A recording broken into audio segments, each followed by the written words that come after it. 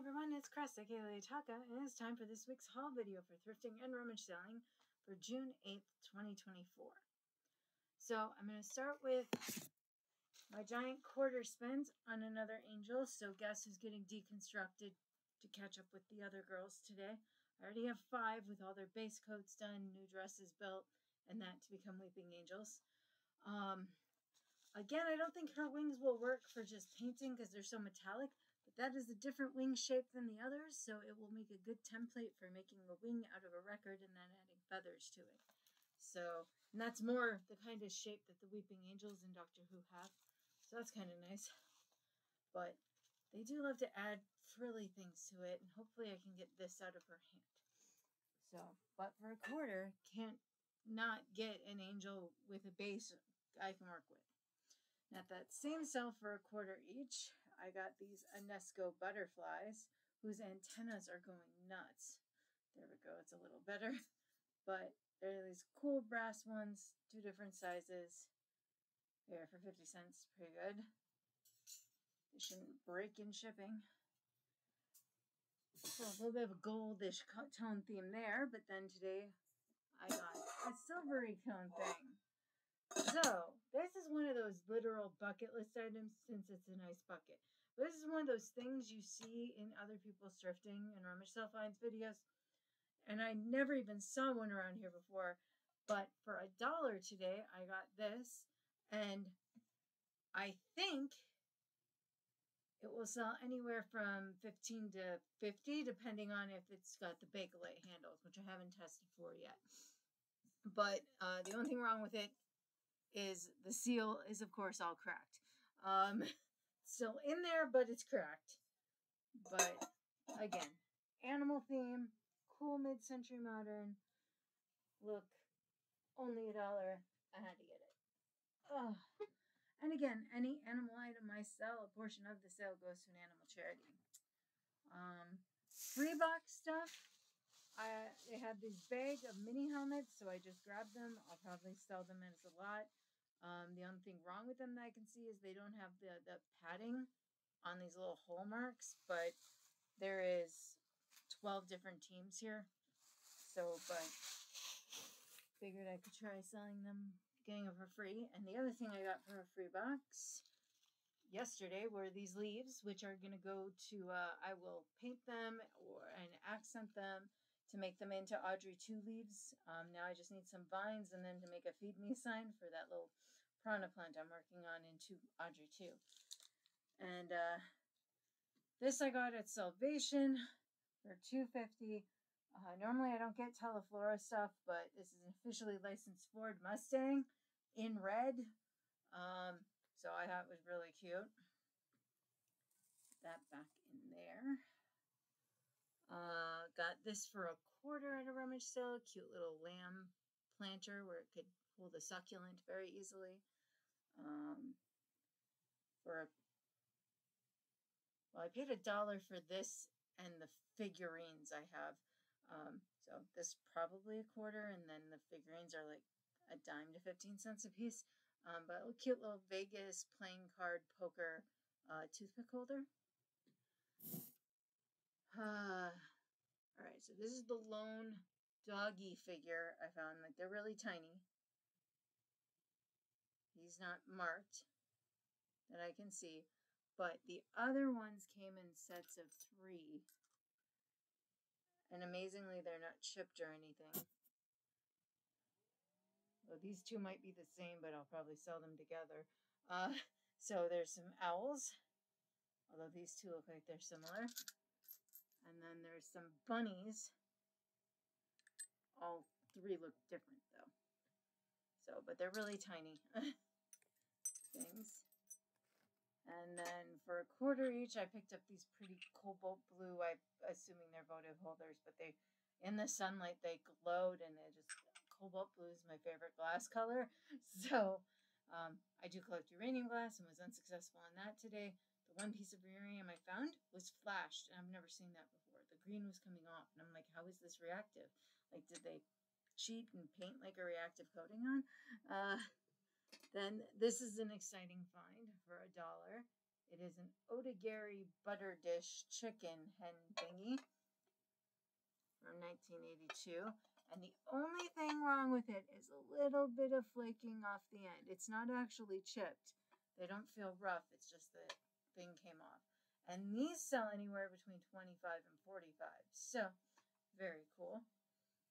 Paid for at least one tank of gas to bring back since we did that both days. Paid $1 for this cute guy. He's apparently for some sort of video game, probably. It says Amiibo. I believe he's Robo Cheaply or something like that. But he was just so cute. I rescued him for me. He's like holding his own cord.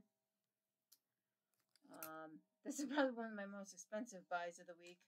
I paid $4 for this swan pin with this. Kind of reminds me of the gemstone ones, but this is like a frosted plastic instead. But that was pretty. Got a airplane, old-fashioned like biplane pewter, I think, although I haven't found a pewter mark, but definitely metal. Keychain, and then a Widely E Coyote keychain. The keychains I paid 50 cents a piece for. Keychains are so nice and easy to list. All right, this free box was missing one chicken nugget, but had its costume, so I'm sure I might have a spare chicken nugget from McDonald's in my collection. But otherwise, I'm very happy to know I think I got this guy who was in the adult kid meals without having to buy the adult meal, and this one. So, and of course, I'm keeping those for my advertising collection. Similarly, I was destined to find this horse today, or I found this one yesterday at the St. Vinny's in Ishpeming, which I paid 20 cents for with tax. And today there was another one for 25 cents at another Rummage sale. So I was destined to find him no matter what this weekend.